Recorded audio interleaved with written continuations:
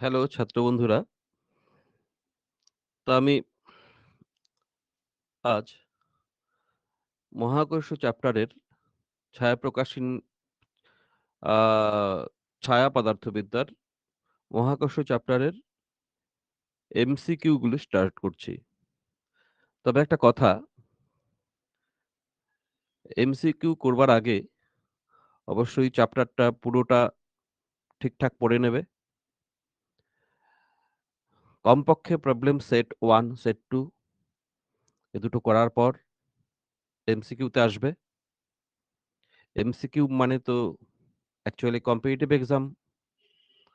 আর competitive exam মানেই তো তোমরা জানো টাইম ফ্যাক্টর।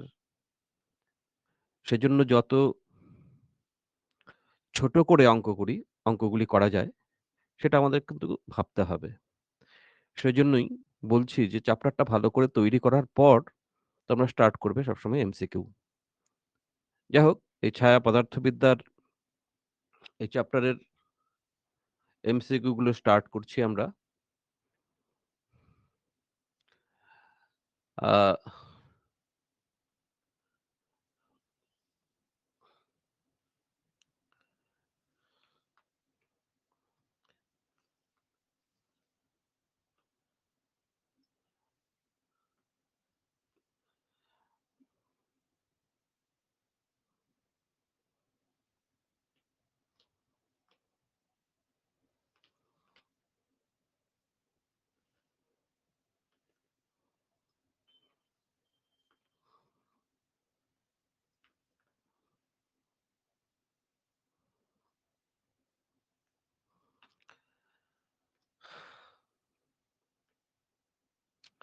দেখো, ১ম প্রবলেমটা, এই প্রবলেমটিতে বলা আছে একটি গোলাকার বস্তু অবাধে পড়লে তার ক্ষেত্রে অভিকর্ষ ত্বরণের মান নির্ভর করে কার উপরে? ১ নম্বর বস্তুর ভরের উপরে, ২ নম্বর বস্তুটির ব্যাসার্ধের উপরে, বস্তুটির ব্যাসার্ধের উপরে, বস্তুটির ভরের উপর, বস্তুর উপাদানের ঘনত্বের উপর, উপরের কোনটি সঠিক নয়। আচ্ছা, এটা তোমরা তো জানোই। অ্যাকচুয়ালি অভিকর্ষজ ত্বরণ নির্ভর করে G ইকুয়াল টু কি ফর্মুলা? Gm/r²। পৃথিবীর কেন্দ্র থেকে দূরত্বের উপর নির্ভর করে আর পৃথিবীর যে ভর তার উপর নির্ভর করে আর মহাকর্ষীয় ধ্রুবক, এটা তো ধ্রুবক, সবসময় ধ্রুবক। তাহলে দেখো বস্তুর কোনো কিছু নেই এখানে। বস্তুর ঘনত্বও নেই, বস্তুর ভরও নেই, বস্তুর ব্যাসার্ধও নেই। তাহলে আমাদের অ্যান্সার কিন্তু হচ্ছে ডি, অর্থাৎ ওপরের কোনটিই নয়। তাহলে অ্যান্সার হচ্ছে আমাদের ডি। বুঝতে পারলে? নেক্সট আমরা আসি ২ নম্বরে। দেখো, পৃথিবীকে আর ব্যাসার্ধের একটি গোলক ধরলে যে উচ্চতায় অভিকর্ষজ ত্বরণের মান ভূপৃষ্ঠের মানের অর্ধেক হবে, তা হলো মানে উচ্চতা বার করতে হবে। যেখানে অভিকর্ষজ ত্বরণ যেখানে অভিকর্ষজ ত্বরণ ধরো এইখানে অভিকর্ষজ ত্বরণ ভূপৃষ্ঠের মানের অর্ধেক হবে। ভূপৃষ্ঠে যদি আমি জি ধরি আর এখানে তো আমি GH, H উচ্চতায় GH যদি ধরি, সেটা বলা আছে ভূপৃষ্ঠের মানের অর্ধেক হবে। তার মানে G/2 হবে। আচ্ছা, তাহলে আমরা একটু দেখি। পৃথিবীকে r ব্যাসার্ধের গোলক কল্পনা করতে হবে। এর ব্যাসার্ধ তাহলে r। উচ্চতা আমাদের বার করতে হবে যেখানে অভিকর্ষজ ত্বরণ ভূপৃষ্ঠের মানের অর্ধেক। তাহলে H উচ্চতায় অভিকর্ষজ ত্বরণ তোমরা তো ফর্মুলা জানোই। H উচ্চতায় অভিকর্ষজ ত্বরণ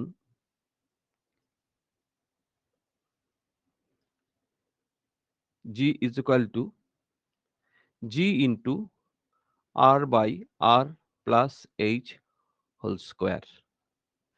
এটা GH is equal to। এবার অ্যাকর্ডিং টু কোয়েশ্চেন আমাদের কি আছে? ও এমন উচ্চতা বার করতে হবে যেখানে অভিকর্ষজ ত্বরণ GH হবে G/2। তাহলে আমি এখানে G/2 বসাবো। G into R by r plus h whole square.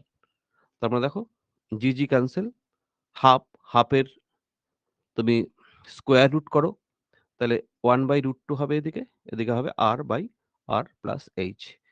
এবার দেখো h plus r is equal two √2 into r।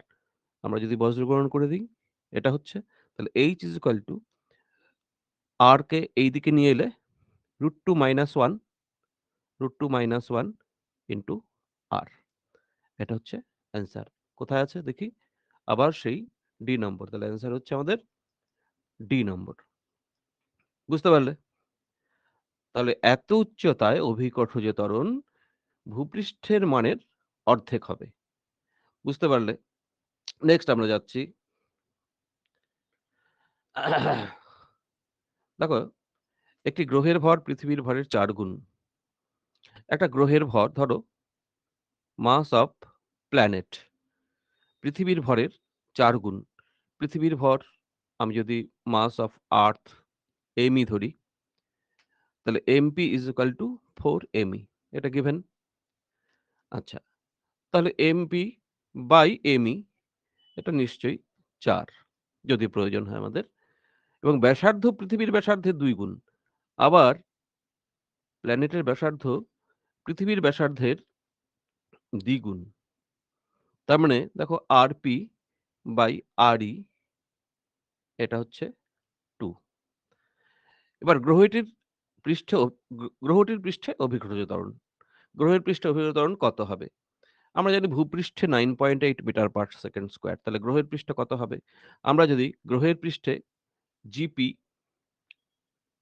By জি আর্থ আমরা লিখি, নিশ্চয়ই তোমরা তো জানো g varies m by r square. G varies m by r square. তাহলে এম এর সাথে ডিরেক্টলি প্রপোর্শনাল, আর স্কয়ারের সাথে ইনভার্সলি প্রপোর্শনাল। তাহলে জিপি যখন আমি জিপি বাই জি যখন লিখব, নিশ্চয়ই আমি লিখব MP by ME, directly proportional হলো। আর আর স্কয়ারের সঙ্গে ব্যস্তানুপাতে। তার মানে হবে উপরে হবে আরই বাই আরপি তার হোল স্কয়ার। আমি এটা লিখব। যেহেতু এটা এখান থেকে আমরা পাচ্ছি, তাহলে এমপি বাই এমই আমাদের হয়ে গেল এটা ৪। আরই বাই আরপি, এখানে কিন্তু আরপি বাই আরই হচ্ছে 2, তার মানে আরই বাই আরপি হচ্ছে হাফ, তার স্কয়ার। তার মানে 4 ইনটু 1/4, তার মানে 1। তার মানে দেখা যাচ্ছে বাঁদিকে ছিল GP by GE, GP by GE. তাহলে জিপি আর জি ইকুয়াল চলে এলো 1 যেহেতু। তার মানে আবার জি তো আমরা জানি 9.8 মিটার পার সেকেন্ড স্কয়ার। তাহলে ওই গ্রহটির পৃষ্ঠে অভিকর্ষ ত্বরণ অবশ্যই 9.8 মিটার পার সেকেন্ড স্কয়ারই হচ্ছে। আচ্ছা, তাহলে অ্যান্সার কোনটা হচ্ছে? এ নাম্বার হচ্ছে অ্যান্সার আমাদের। অ্যান্সার হচ্ছে এ। বুঝলে? নেক্সট চলে আসি। দেখো, আমাদেরকে একটা কটা হলো? আচ্ছা, ৫ নম্বর, ৪ নম্বর, এটা হলো, এটা হলো, এটা হলো ১, ২, ৩, এবার ৪ নম্বর। হুম, ঠিক আছে। ৪ নম্বরে আমরা আ চন্দ্রের ভর পৃথিবীর ভরের 1/80। তার মানে দেখো মাস অফ মুন, মুনের মাস, মুনের মাস পৃথিবীর মাসের 1/80, 1/80 অফ তাহলে এমই। আচ্ছা, তাহলে এমএম বাই এমই আমি তো লিখে ফেলতে পারি 1/80। আর কি গিভেন? আর দেওয়া আছে চন্দ্রের ব্যাসার্ধ পৃথিবীর ব্যাসার্ধের 1/4, চাঁদের ব্যাসার্ধ rm পৃথিবীর ব্যাসার্ধের 1/4, তার মানে RE, তার মানে RM/RE আমি একই রকম ভাবে করছি আগের অঙ্কটার মতোই 1/4। চন্দ্রের পৃষ্ঠে অভিকর্ষ ত্বরণ এবং পৃথিবীর পৃষ্ঠে অভিকর্ষ ত্বরণের অনুপাত বার করতে হবে। আচ্ছা, তাহলে GM বাই আগে চন্দ্র বাই GE। তাহলে mm/me ইনটু r এর সঙ্গে ব্যস্তানুপাতিক আবার সেই ভরের সঙ্গে সমানুপাতিক, r স্কয়ারের সঙ্গে ব্যস্তানুপাতিক। তাহলে re/rp হোল স্কয়ার হবে। তাহলে mm/me মানে হচ্ছে 1/80 আর এদিকে re/rp হচ্ছে কত? re বাই এটা re/rm গুণ। তাহলে re/rm হচ্ছে 4 তার স্কয়ার। rm/re হচ্ছে 1/4 তাহলে re/rm হচ্ছে 4 তাহলে দেখো 16 নিচে 80 1/5 তাহলে gm is to a ge gm is to ge 1:5 আচ্ছা দেখো এবার অ্যান্সার কোনটা হচ্ছে 2:1 না 1:2 না 1:5 সি নাম্বার হচ্ছে। হ্যাঁ, অ্যান্সার হচ্ছে তাহলে সি। নেক্সট আমরা চলে যাই পরেরটাতে। নাম্বার 5 পৃথিবীর ঘূর্ণন হঠাৎ থেমে গেলে নিরক্ষীয় অঞ্চলে কোনো বস্তুর অভিকর্ষ ত্বরণের মান কি হবে? দেখো পৃথিবী যদি থেমে যায় নিরক্ষীয় অঞ্চলে অভিকর্ষজ ত্বরণ আমরা জানি পৃথিবী ঘূর্ণনের জন্য ল্যামডা অক্ষাংশে যে অভিকর্ষজ ত্বরণ জি ল্যামডা সেটা হচ্ছে জি minus omega square R cos square lambda. এটা আমরা জানি। জি ল্যামডা, ল্যামডা অক্ষাংশে পৃথিবীর ঘূর্ণনের জন্য অভিকর্ষজ ত্বরণ এটা। আচ্ছা, এবার নিরক্ষরেখা বলেছে। নিরক্ষরেখা মানে হচ্ছে যার অক্ষাংশ এটাকে নিরক্ষরেখা আমরা বলি। এটা নিরক্ষরেখা। তাহলে নিরক্ষরেখায় যদি কোনো বস্তু থাকে তার অক্ষাংশ অবশ্যই হবে 0 ডিগ্রি। কারণ ল্যামডা অক্ষাংশ মানে এটাকে আমরা ল্যামডা অক্ষাংশ বলছি। আর ল্যামডার মান 0 মানে হচ্ছে নিরক্ষরেখা চলে আসবে। এখানে কোনো বস্তু থাকলে তার অক্ষাংশ ল্যামডা। এবার যদি এখানে কোনো বস্তু থাকে তার অক্ষাংশ নিশ্চয়ই 0। তাহলে ল্যামডা তো 0 নিরক্ষরেখা যেহেতু, নিরক্ষীয় অঞ্চল। আচ্ছা, তাহলে জি নিরক্ষরেখায় ঘূর্ণনের দরুন অভিকর্ষতন G0 সেটা হচ্ছে G minus omega square R cos square 0, কস 0 1 তার মানে 1 এটা। তার মানে দেখা যাচ্ছে G মাইনাস ওমেগা স্কয়ার আর এটা হচ্ছে GO। তার মানে দেখো এটা দেখো পৃথিবীর ঘূর্ণনের দরুন অভিকর্ষ ত্বরণ।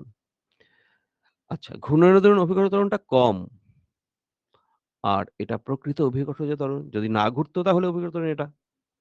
কোনটা বড়? G বড়। না ঘুরলে G এটা গ্রেটার দ্যান এখানে G নট। ঘোরার দরুন অভিকর্ষ ত্বরণটা কম। কারণ এই প্রকৃত কর্ষজ ত্বরণ থেকে ওমেগা স্কয়ার আর মাইনাস করলে তবেই G নট হচ্ছে, GO হচ্ছে। তাহলে GO কম G থেকে। তাহলে কি হবে? কি বলছে? ঘূর্ণ ঘূর্ণন থেমে গেলে এখন তো আমরা আছি G নট এর মধ্যে। থেমে গেলে তাহলে কি হবে? G নিশ্চয়ই বৃদ্ধি পাবে। G এর ভ্যালু বৃদ্ধি পাবে। এখন আমরা আছি কোথায়? এখন পৃথিবী ঘুরছে তো। সেই ক্ষেত্রে GO বা G নট বা G0 আরকি। এবার থেমে গেলে হবে কত? G। তাহলে G হওয়া মানে হচ্ছে বেড়ে যাওয়া। তাহলে আমি আমি বলব বৃদ্ধি পাবে। বৃদ্ধি পাবে মানে হচ্ছে বৃদ্ধি পাবে মানে হচ্ছে কত নম্বর অ্যান্সার হচ্ছে? সি নম্বর। অ্যান্সার হচ্ছে তাহলে সি। তোমরা দেখতে পেলে? নেক্সট আমরা আসি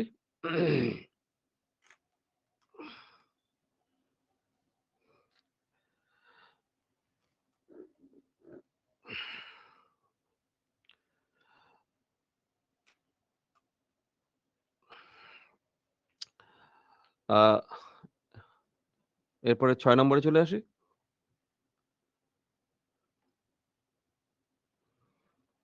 নাম্বার 6 পৃথিবীতে মুক্তি বেগের মান v কোন গ্রহের ভর ও ব্যাসার্ধ উভয়ই পৃথিবীর দ্বিগুণ। সেখানে দেখো ভর আর ব্যাসার্ধ দিয়ে মুক্তিবেগের মান। ভর আর ব্যাসার্ধ দিয়ে মুক্তিবেগের মান V is equal to root over কি 2 GM বাই আর ভরার ব্যাসার্ধ দিয়ে। আচ্ছা, এখন বলা আছে কি জি তো ধ্রুবক।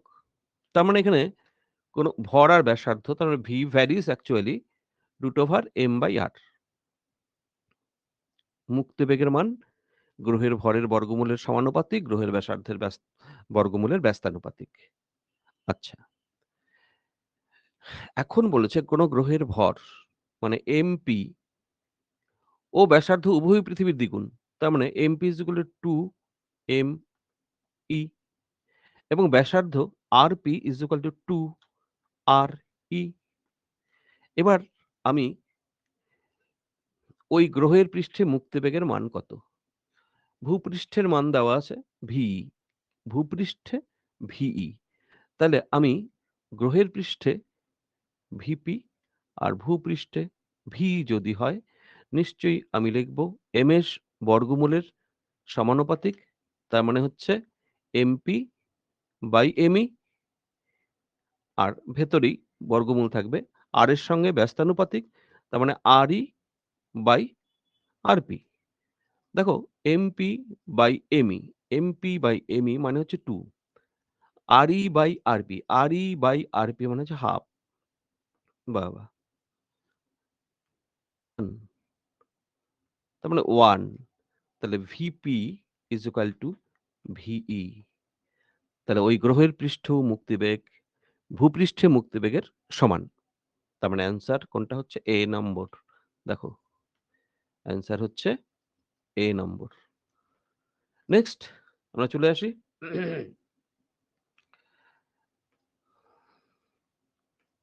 ৭। ভর স্থির রেখে পৃথিবীর ব্যাসার্ধ অর্ধেক হলে দিনের স্থিতিকাল কমবে না বাড়বে? দেখো পৃথিবীর ব্যাসার্ধ যদি অর্ধেক হয়ে যায় তাহলে কি হয়? ভর এখানে অপরিবর্তিত। ভর অপরিবর্তিত থাকলে দিনের স্থিতিকাল, দিনের স্থিতিকাল মানে হচ্ছে পৃথিবীর ঘূর্ণন অ্যাকচুয়ালি। পৃথিবীর ঘূর্ণন কমবে না বাড়বে? ব্যাসার্ধ যদি কমে যায় তাহলে পৃথিবীর জড়তা ভ্রামক কমে যাবে। কারণ এখানে পৃথিবী যখন ঘুরছে বাইরের থেকে কোনো টর্ক প্রয়োগ হয় না। বাইরের থেকে যদি টর্ক প্রয়োগ না হয় কৌণিক ভরবেগ সংরক্ষণ সূত্র সবসময়ই পালিত হবে। এখন ঘুরছে ২৪ ঘন্টায় একবার। এখন ঘুরছে ২৪ ঘন্টায় একবার। ব্যাসার্ধ যদি কমে যায় তাহলে জড়তা ভ্রামক কমে যাবে। ১ম ক্ষেত্রে জড়তার ভ্রামক, এখন জড়তার ভ্রামক আমি যদি বলি I1 সেটা হচ্ছে 2/5 mr²। এবার জড়তার ভ্রামক যদি কমে যায় I2 2/5 m, কারণ পৃথিবী মানে হচ্ছে নিরেট গোলক। নিরেট গোলকের জড়তার ভ্রামক তোমরা জানো 2/5 mr²। m একই থাকবে কিন্তু ব্যাসার্ধ হয়ে যাবে অর্ধেক। তাহলে I1 থেকে I2 কম। তাহলে I2 লেস দ্যান I1। আচ্ছা, এটা আমরা দেখলাম জড়তার ভ্রামক কমছে। এবার জড়তার ভ্রামক কমলে কি হবে? কৌণিক গতিবেগ কি হবে? I1 omega 1 is equal two I2 omega 2। এটাকেই আমরা কৌণিক ভরবেগ সংরক্ষণ সূত্র বলছি। তাহলে আমি ওমেগাটাকে একবারে I1 into 2 pi by T1 লিখলাম। আর I2 ওমেগাকে আমি 2 পাই বাই T2 লিখলাম। 2 পাই, 2 পাই তো ক্যানসেলই হয়ে গেল। তাহলে দেখো I1 by I2 is equal two কি? T1 by T2। T1 by T2। এবার I2 লেস দ্যান I1, তাহলে T2 ও লেস দ্যান T1 হবে। Since I2 less than I1, T1 এটাও হবে। আরে নিচে T2, T2 ও লেস দ্যান T1। এটা হচ্ছে। তার মানে কি? দিনের দৈর্ঘ্য কমে যাবে, T2 টা কম হবে। এখানে একবার ঘুরতে লাগছে T1 মানে 24 আওয়ার। আর যখন ব্যাসার্ধ কমে যাচ্ছে R/2 হয়ে যাচ্ছে, এখানে R, এখানে R, এখানে R/2 হয়ে যাচ্ছে, তখন T2 কমে যাবে। কমে গিয়ে তোমরা করে দেখতে পারো এটা 6 আওয়ার্স হবে। তাহলে ব্যাসার্ধ অর্ধেক হয়ে গেলে দিনের দৈর্ঘ্য কমে যাবে। কোনটা? কমবে। দিনের দৈর্ঘ্য। কমবে মানে কি? কত নম্বর হচ্ছে? A নম্বর। তাহলে অ্যান্সার হচ্ছে এখানে A। হলো? নেক্সট। আচ্ছা। ৮ নম্বর। পৃথিবী পৃষ্ঠে একটি বস্তুর ওজন W। আচ্ছা। পৃথিবীর ব্যাসার্ধের অর্ধেকের সমান উচ্চতায় বস্তুটির ওজন কত হবে? খুবই সহজ অঙ্ক। ভূপৃষ্ঠে একটা বস্তুর ওজন হচ্ছে W। এবার পৃথিবীর ব্যাসার্ধের অর্ধেকের সমান উচ্চতা। তার মানে পৃথিবীর ব্যাসার্ধ যা তার অর্ধেক উচ্চতায় গেলাম। H এর ভ্যালুটা কত? R/2। পৃথিবীর ব্যাসার্ধ R যদি হয়, এইখানে বস্তুটির ওজন কত হবে? এইখানে W, ভূপৃষ্ঠে W। তাহলে H উচ্চতায় অভিকর্ষিত ত্বরণ বার করলেই তো হয়ে যাবে আমাদের। তাহলে GH আমরা জানি G into R/R plus H whole square. হলো? এই আচ্ছা। এবার GH is equal to G into উচ্চতাটা কত? আমরা লিখে ফেলি। R প্লাস H মানে হচ্ছে R/2 তার হোল স্কয়ার। তাহলে G উপরে R নিচে 3/2R তার হোল স্কয়ার। তার মানে G ইনটু 4/9 R স্কয়ার কেটে যাবে। দেখো GH হচ্ছে G ইনটু 4/9 তার মানে আমি এবার ভর দিয়ে যদি গুণ করে দিই তাহলে কিন্তু ওয়েট হয়ে যাবে, ওজন হয়ে যাবে। তার মানে 4/9 ইনটু কত? mg। mg হচ্ছে ভূপৃষ্ঠের ওজন। এটাই বলা আছে W। তাহলে 4/9 W হবে। দেখো কত নম্বর? তাহলে H উচ্চতায় বস্তুটির ওজন 4/9 W। হ্যাঁ, C নম্বর। দেখতে পেলে তাহলে অ্যান্সার হচ্ছে C। নেক্সট আমরা আসি ৯ নম্বর। ভূসমলয় উপগ্রহের পৃথিবীর সঙ্গে যে বিষয়টিতে সাদৃশ্য আছে তা হলো না রৈখিক বেগ তো সাদৃশ্য থাকবে না। ভূসমলয় উপগ্রহ তোমরা জানো যে পৃথিবীর কৌণিক বেগের সমান এটা যদি নর্থ পোল আ লাইনটা বাঁকা হয়ে যাচ্ছে।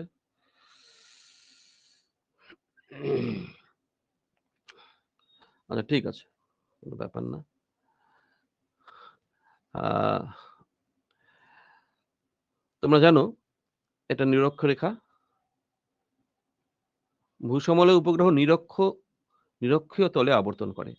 তার মানে উপগ্রহের যে কক্ষপথ সেটা হচ্ছে নিরক্ষীয় তলে থাকে।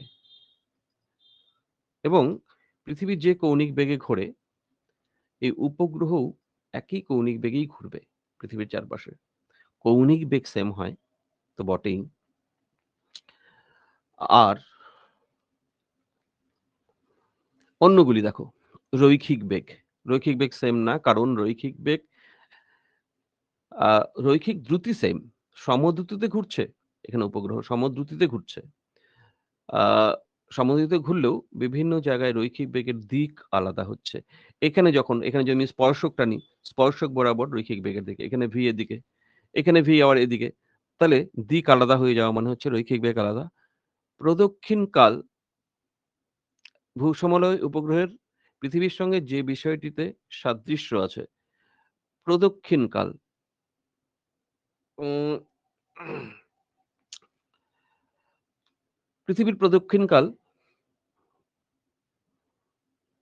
তো অ্যাকচুয়ালি পৃথিবীর প্রদক্ষিণকাল কি? পৃথিবীর প্রদক্ষিণকাল বলতে আমি সূর্যের চারপাশে প্রদক্ষিণকাল বলব। হ্যাঁ?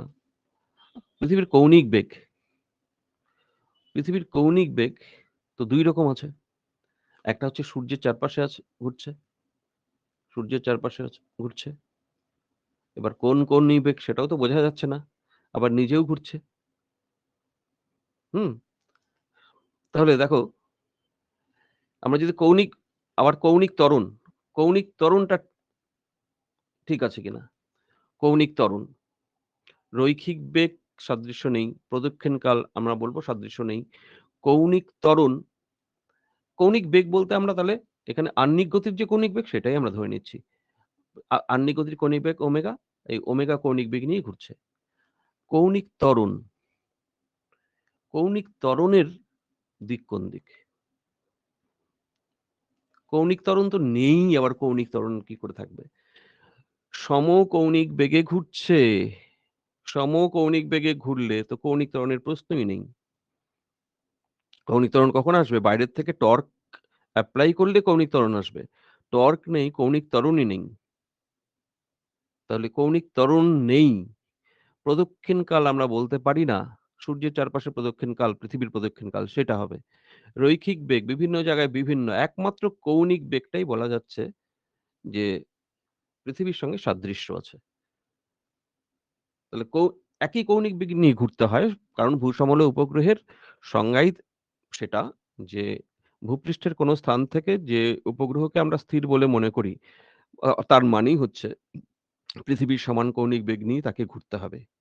কৌণিক বেগ সেম হবে, রৈখিক বেগ আলাদা হবে। তাহলে অ্যান্সার তো সি আমাদের হচ্ছে। আর অন্যগুলি হচ্ছে না। কৌণিক ত্বরণের ব্যাপার নেই এখানে। রৈখিক বেগ চেঞ্জ হচ্ছে। বিভিন্ন জায়গায় প্রদক্ষিণকাল আমরা পৃথিবীর প্রদক্ষিণকালের ব্যাপারটা আলাদা একদমই। প্রদক্ষিণকাল বলতে পৃথিবীর প্রদক্ষিণকাল বলতে আমরা সূর্যের চারপাশের ঘূর্ণন নিয়ে আমরা বলব। তাহলে অ্যান্সার এখানে আমরা লিখব সি। এটাই, এটাই আমাদের ভূসমলয় উপগ্রহের সঙ্গে পৃথিবীর সাদৃশ্য। আর কোনটা কাছাকাছি যাচ্ছে না কিন্তু। নেক্সট নাম্বার 10 পৃথিবীর পৃষ্ঠ থেকে ভূসমলয় উপগ্রহের উচ্চতা হলো তোমরা ভূসমলয় উপগ্রহ উচ্চতা এটা জাস্ট ডিরেক্ট থিওরি। তোমরা জানো 3600 কিলোমিটার। কোথা থেকে আসে সেটাও নিশ্চয়ই জানো। সেটা যদি আমি একটু বলি তোমাদের। দেখো T is equal to আচ্ছা T square is equal to 2 pi by gm r plus h to the power 3 এটা 2 pi by gm হ্যাঁ টি স্কোয়ার লিখেছি 4 pi square 4 pi square by gm r plus H whole cube. এখান থেকে আমরা এই H এর value আমরা যদি বের করি, gm এর ভ্যালু তোমরা জানো gm মানে হচ্ছে এখানে gm এই g ইনটু m এটা ভূপৃষ্ঠে অভিকর্ষজ ত্বরণ g is equal to gm by r square. তাহলে gm কে আমি সরিয়ে দিতে পারি g r স্কোয়ার দিয়ে। আমি যদি সরিয়ে দিই t square is equal to 4 pi square by gm আ gm মানে হচ্ছে g into r square into r plus h cube. এইখান থেকে যদি আমি h এর ভ্যালু বার করি, সবগুলো আমরা বসাতে পারি। দেখো ভূসমলয় উপগ্রহের T কত? 24 আওয়ার্স। 24 আওয়ার্স মানে 86400 সেকেন্ড।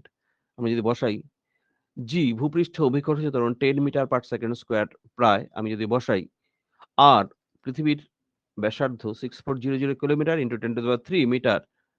এটা আমরা যদি বসাই, এই ৩ টে রাশি যদি বসাই তাহলে h এর মানটা আমরা পেয়ে যাবো এখান থেকে। h এর মান ক্যালকুলেশন করে আমাদের যেটা আসে সেটা আসে 36 কাছাকাছি আরকি 36 অ্যাকচুয়ালি ৩৫,৮০০ কিলোমিটার। সেটাকে আমরা ৩৬,০০০ কিলোমিটারের মতো ধরতে পারি। তাহলে ভূসমলয় উপগ্রহের উচ্চতা নির্ণয় আমরা এই ফর্মুলা থেকে করি। আ তাহলে এখানে নাম্বার সি হচ্ছে কারেক্ট অ্যান্সার। তাহলে কারেক্ট অ্যান্সার হচ্ছে সি। হলো। নেক্সট আমরা আসি নাম্বার 11 পৃথিবীর ঘূর্ণন হঠাৎ থেমে গেলে উত্তর মেরুতে অবস্থিত কোন বস্তুর ওজন ও কোন চেঞ্জ হবে না। পৃথিবীর ঘূর্ণন যদি থেমে যায়, পোলে যে অভিকর্ষজ ত্বরণ, দেখো পৃথিবীর ঘূর্ণনের জন্য অভিকর্ষ ত্বরণ তো G lambda is equal to G minus omega square R cos square lambda. আচ্ছা কস স্কয়ার ল্যামডা। এবার পোল মানে হচ্ছে পোল মানে হচ্ছে ল্যামডা হচ্ছে 90 ডিগ্রি। হুম? ল্যামডা হচ্ছে 90 ডিগ্রি। তাহলে cos 90 0 এই পার্টটা 0 হয়ে যাচ্ছে। তাহলে জি ল্যামডা আর জি ইকুয়াল হয়ে যাচ্ছে। তাহলে দেখো পৃথিবী ঘুরলেও যা অভিকর্ষজ ত্বরণ যা আছে এখন, পৃথিবী না ঘুরলেও অভিকর্ষজ ত্বরণ একই হবে কোথায়? পোলে। তাহলে পোলে অভিকর্ষজ ত্বরণ ঘুরলে যা অভিকর্ষজ ত্বরণ হয় তার সমানই হয়। হুম? সেটাই G। তার মানে একই থাকবে। কোথায়? বি নম্বরে একই থাকবে। অ্যান্সার হচ্ছে তাহলে বি। হয়ে গেল। নেক্সট আ দেখো তো, ভর স্থির রেখে যদি পৃথিবীর ব্যাসার্ধ হঠাৎ তার বর্তমান মানের 80% করা হয় তাহলে পৃথিবীর পৃষ্ঠে অভিকৃত ত্বরণের মান। আ ভর স্থির মানে G varies 1/r², ভর যদি স্থির হয়। তাহলে আমি তো বলতেই পারি G1/G2 = R2² / R1²। কি বলা আছে?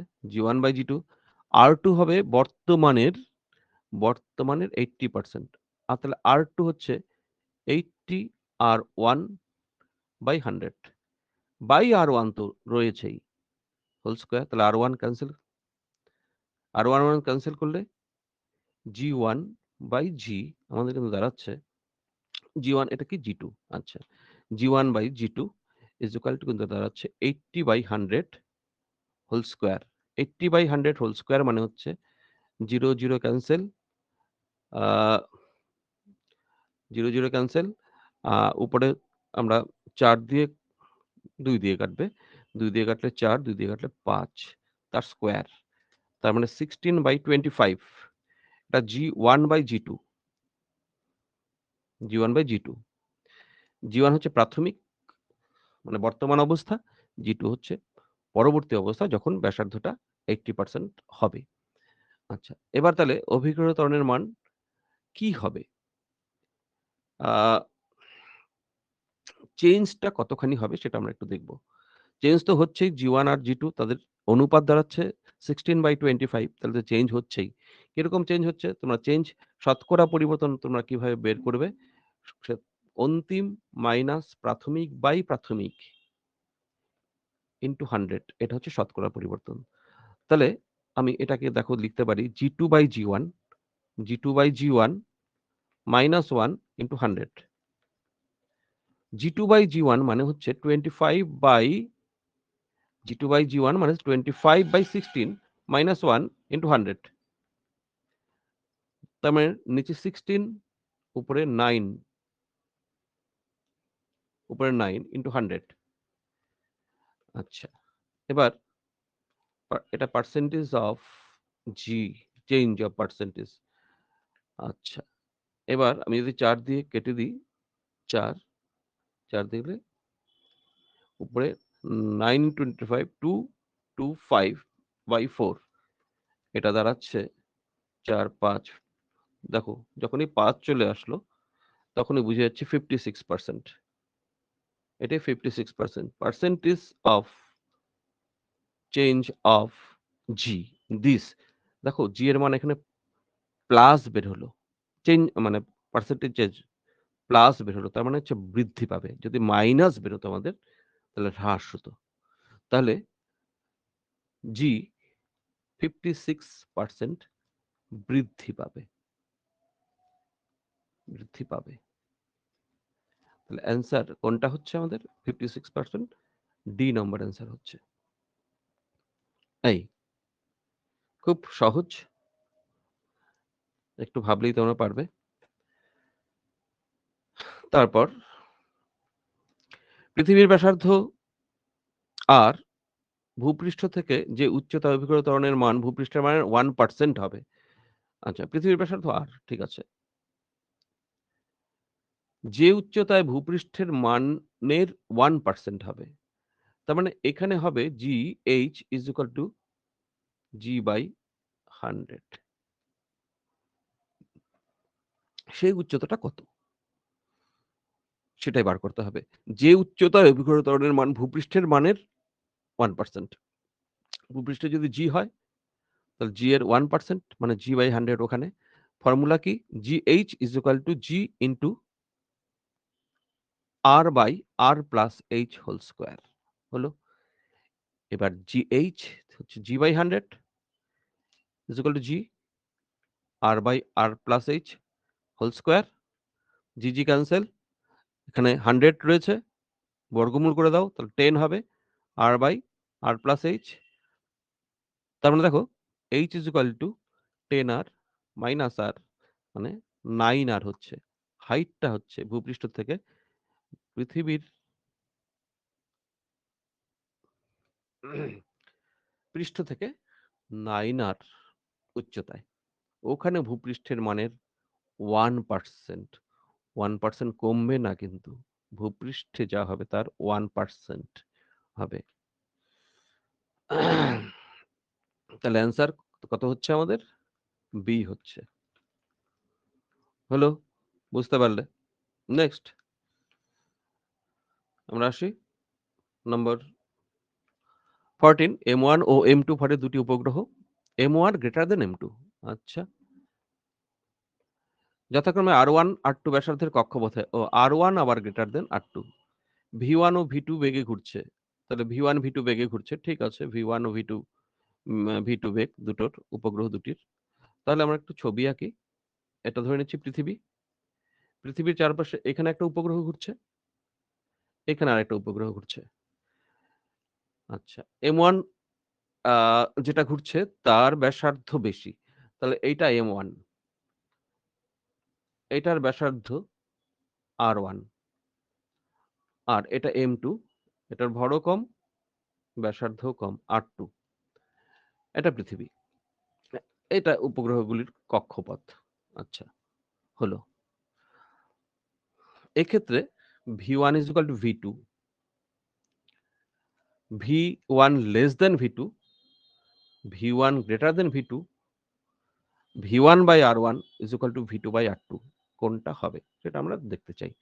আর এটা তো সহজ অঙ্ক। কারণ উপগ্রহের প্রদক্ষিণ বেগ v উপগ্রহের নিজস্ব ভরের উপর তো নির্ভর করেই না।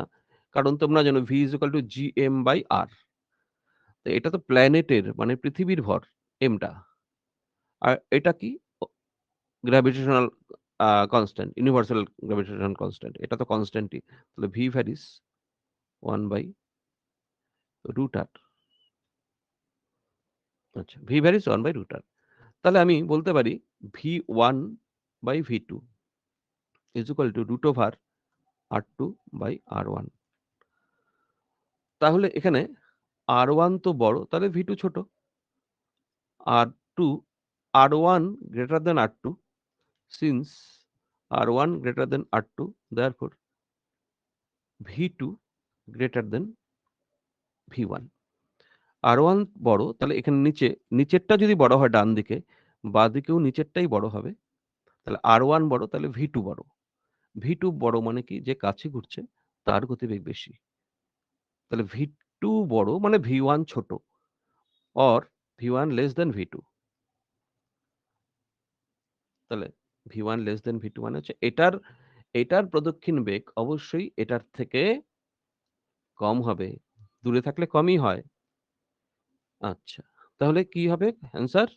বি নম্বর। অ্যান্সার হচ্ছে বি। নেক্সট আমরা যাচ্ছি 15। দেখা যাক। ভূপৃষ্ঠ থেকে h উচ্চতায় g এর মানের পরিবর্তন ভূপৃষ্ঠ থেকে x গভীরতায় g এর মানের পরিবর্তনের সমান। x এবং h উভয়ই খুব ছোট। আচ্ছা, খুব ছোট মানে h এর ক্ষেত্রে যখন h much smaller than r হয়, তখন কিন্তু gh আমরা g into 1 minus 2h/r এভাবে লিখি। কি বলা আছে? h উচ্চতায় g এর মানের পরিবর্তন ভূপৃষ্ঠ থেকে x গভীরতায় g এর মানের পরিবর্তনের সমান। আচ্ছা, g এর মানের পরিবর্তন মানে এখানে? ভূপৃষ্ঠ থেকে h উচ্চতায় g এর মানের পরিবর্তন। তার মানে হচ্ছে দেখো g minus gh actually. g minus gh মানে কি? শুধু আসবে 2gh/r। এটা g এর মানের পরিবর্তন। ভূপৃষ্ঠ থেকে h উচ্চতায় গেলে g এর মানের পরিবর্তন হচ্ছে। আবার গভীরতার ক্ষেত্রে এটা উচ্চতার ক্ষেত্রে গেল। এবার গভীরতার ক্ষেত্রে আমরা গভীরতার ক্ষেত্রে কি লিখতে পারি? গভীরতার ক্ষেত্রে লিখতে পারি, তোমরা জানো x গভীরে অভিকর্ষের ত্বরণ g into 1 minus x by r। তাহলে এইখানে যদি আমি g minus gx করি, তার পরিবর্তন হবে তাহলে gx by r। এবার পরিবর্তন দুটো সমান বলা আছে। এই দুটো সমান। তার মানে according to question আমরা লিখতে পাচ্ছি 2gh by r is equal to gx by r। দেখো r cancel, gg cancel, 2h is equal to x। মানে x is equal to 2h। তাহলে x is equal to 2h যদি আছে কোথাও x is equal to এই তো b নম্বর। তাহলে answer হচ্ছে b। হলো। নাম্বার 16 এ যাই। দেখো নাম্বার 16 m ভর সম্পন্ন কণার মুক্তিবেগ। ও মুক্তিবেগের সূত্র। দেখো মুক্তিবেগের সূত্র আমরা মুক্তিবেগের সূত্র আমরা দুটো সূত্র সাধারণত ব্যবহার করি। একটা 2 capital G capital M by R। Capital M মানে হচ্ছে পৃথিবীর ভর, ক্যাপিটাল R মানে হচ্ছে পৃথিবীর ব্যাসার্ধ। ভূপৃষ্ঠ থেকে মুক্তিবেগের মান, পৃথিবী হোক বা কোনো প্ল্যানেট হোক, তার পৃষ্ঠ থেকে মুক্তিবেগের মান এটা। আর যদি আমি অভিকর্ষীয় ত্বরণ দিয়ে লিখি, তাহলে মুক্তিবেগের সূত্র 2gr। এর মধ্যে বস্তুর ভর-টর নেই। বস্তুর ভর যাই হোক না কেন, মুক্তিবেগের মান কিন্তু ভরের উপর নির্ভর করবে না। ভরের উপর নির্ভর করবে না। তুমি অ্যাঙ্গেলের উপর নির্ভর করবে না। তুমি যেই দিকে ছুড়বে, মুক্তিবেগের মান কিন্তু সবসময় এটাই হবে। অর্থাৎ এর তো ফিক্সড ভ্যালু। ভূ পৃথিবীর ক্ষেত্রে মুক্তিবেগের মান তোমরা জানো 11.2 কিলোমিটার পার সেকেন্ড। ১ সেকেন্ডে 11.2 কিলোমিটার বেগ দিতে পারলেই সেটা পৃথিবীর অভিকর্ষ ক্ষেত্র ছাড়িয়ে চলে যাবে। তাহলে তুমি যেই দিকেই ছোড়ো না কেন, এদিকে তুমি যদি 11.2 কিলোমিটার পার সেকেন্ড ছোড়ো, বেগে ছোড়ো, এইদিকে যদি ছোড়ো, এদিকে যদি ছোড়ো, এরা সবাই অভিকর্ষ ক্ষেত্রের বাইরে চলে যাবে। মানে অ্যাঙ্গেলের উপর নির্ভর করছে না।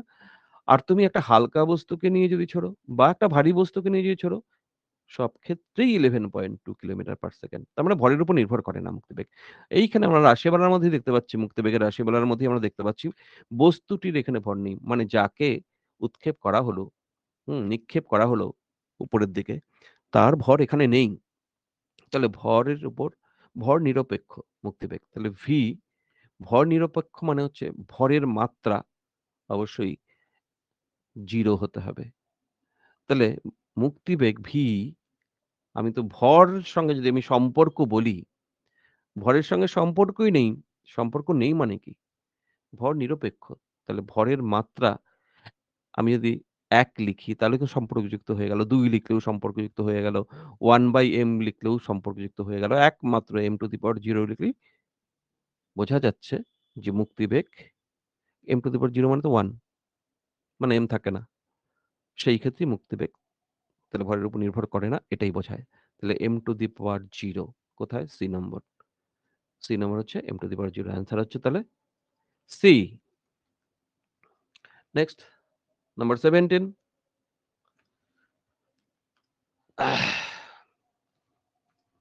এ ও বি দুটি উপগ্রহ একই ব্যাসার্ধ বিশিষ্ট বৃত্তাকার কক্ষপথে ঘুরছে। ও এটা পৃথিবী। এ একটা উপগ্রহ, বি আরেকটা উপগ্রহ। একই বৃত্তাকার কক্ষপথে ঘুরছে।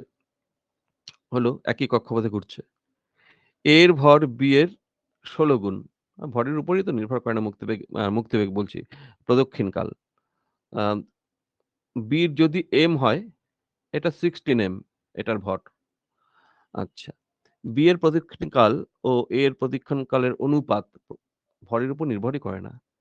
আর এখানে ব্যাসার্ধের মানে তাদের কক্ষপথের ব্যাসার্ধের উপর প্রদক্ষিণকাল নির্ভর করে। কক্ষপথের ব্যাসার্ধ ২ ক্ষেত্রে সেইমই। একই, একই কক্ষপথে ঘুরছে। তাহলে প্রদক্ষিণকাল যে সূত্র সেটা তো টি স্কয়ার ভ্যারিস r কিউব। তাহলে প্রদক্ষিণকাল তো r এর উপর নির্ভর করে। তা টি স্কয়ার ভ্যারিস r কিউব মানেই হচ্ছে দুটোরই তো ব্যাসার্ধ সমান। আমি যদি TA বাই TB লিখি, তাহলে তো আমি RA by RB to the power 3/2 এরকমই লিখব। আর RA, RB তো 1 ই, ইকুয়াল তো। তার মানে 1 দাঁড়াচ্ছে TA by TB। TA by TB 1 মানে কি? TA equal to TB।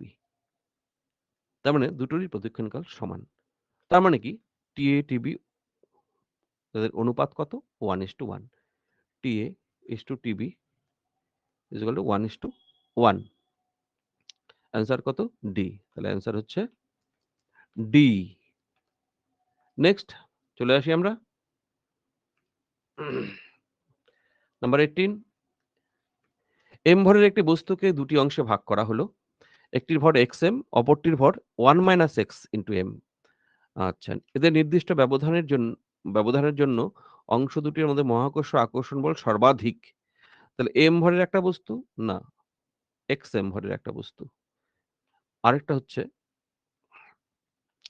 1 - x into m। m কেই ২ ভাগে ভাগ করা হলো। তাহলে x এর মান কত হবে? যাতে এদের মধ্যে মহাকর্ষ বল সর্বাধিক মহাকর্ষ বল হয়। F এর মান সর্বাধিক হয়। এদের মধ্যে দূরত্ব আমি ধরে নিচ্ছি r। তাহলে তোমরা তো জানো F is equal to G into m1 m2 by r square। তাহলে F is equal to G, m1 মানে xm, m2 মানে হচ্ছে 1 - x into m by এদের মধ্যে দূরত্ব r তার স্কয়ার। তাহলে G into এখানে m square x into 1 - x by r square। এখন এখানে বলা আছে x এর ভ্যালু কত হলে f সর্বাধিক হবে। f সর্বাধিক হবে মানে হচ্ছে তোমরা তো জানো f সর্বাধিক হবে যখন একবার ডেরিভেটিভ করবে x এর সাপেক্ষে। কার মানের জন্য? x এর মানের কত হলে f সর্বাধিক হবে? মানে df/dx = 0 করতে হবে। f সর্বাধিক হবে যখন df/dx = 0। তাহলে তুমি df/dx = 0 করো, তাহলে x এর মান পেয়ে যাবে। তাহলে d dx অফ ওই পুরোটা মানে কি? gm² / r² into x into 1 - x এদের ডেরিভেটিভ। আচ্ছা, এই টার্মটা ধ্রুবক। তাহলে এই টার্মটাকে আমাদের আর লেখার দরকার হয় না। gm² / r² আমি তবু লিখছি d dx of x into 1 - x = 0। তার মানে d dx of x into 1 - x 1 - x = 0। এবার আমরা ডেরিভেটিভ একবার করে নিচ্ছি। গুণের ফর্মুলা তোমরা জানো। x কে স্থির রেখে 1 - x এর ডেরিভেটিভ x এর সাপেক্ষে -1 হবে। 1 এর ডেরিভেটিভ 0 আর -x এর ডেরিভেটিভ -1। এবার প্লাস 1 - x কে রেখে x এর ডেরিভেটিভ মানে হচ্ছে 1 dx/dx 1 = 0। তাহলে -x প্লাস 1 - x = 0 -2x = 1। তাহলে -2x আ প্লাস 1 তাহলে এখানে মাইনাসটা প্লাস হয়ে গেল। তাহলে 2x টাকে একদিকে নিয়ে 1 টাকে একদিকে নিয়ে গেলাম। তাহলে 2x = 1 হবে। তাহলে x দেখো আমাদের এলো হাফ, হাফ। x এর মান যখন হাফ তখন সর্বাধিক হবে। তার মানে দেখো অ্যাকচুয়ালি মনে রেখো তাহলে অ্যান্সার তো আমাদের তো হচ্ছেই। অ্যান্সার কত হচ্ছে তাহলে? অ্যান্সার হচ্ছে A। আচ্ছা। হাফ, হাফ মানে হচ্ছে m এর হাফ। একটা হচ্ছে m এর হাফ মানে m/2। আরেকটার ভর কত হবে? x into m তো একটার ভর। x তো হাফ এলো। তাহলে আরেকটা নিশ্চয়ই m/2 ই হবে। যখন ঠিক অর্ধেক ভর হবে। m ভরের একটা বস্তুকে যদি ২ টুকরো করে পাশাপাশি রাখা যায়, এমনভাবে ২ টুকরো করতে হবে যাতে তাদের ভর অর্ধেক হয়। তবেই এটার m ভরের বস্তু এটাকে ২ টুকরো করে আমরা m/2 ভর যদি আমি করি, তাহলে এদের মধ্যে বল হবে সর্বাধিক। হলো? তাহলে অ্যান্সার এখানে A। তাহলে option A is correct. Next, ভূসমলয় উপগ্রহের আবর্তনকাল হলো, সবাই জানো ভূসমলয় উপগ্রহ মানে পৃথিবীর আ আ যে নিজ অক্ষের উপর যে আবর্তনকাল ২৪ ঘন্টা বা ১ দিন। ভূসমলয় উপগ্রহ ওই ১ দিনই ঘুরে আসতে হবে। তার মানে তবেই পৃথিবীর কোনো একটা জায়গার থেকে তাকে স্থির মনে হবে। সেটাই তো ভূসমলয় উপগ্রহ। তাহলে আবর্তনকাল এখানে ১ দিন। ভূসমলয় উপগ্রহের ডেফিনিশন থেকে, সংজ্ঞার থেকেই আমরা বলতে পারি ভূসমলয় উপগ্রহ ভূসমলয়। পৃথিবীর সঙ্গে সমলয়ে ঘুরছে। সেই ক্ষেত্রে তো পৃথিবী যত সময় একবার ঘুরবে, উপগ্রহটিও তত সময়ই একবার ঘুরবে। হলো। নেক্সট।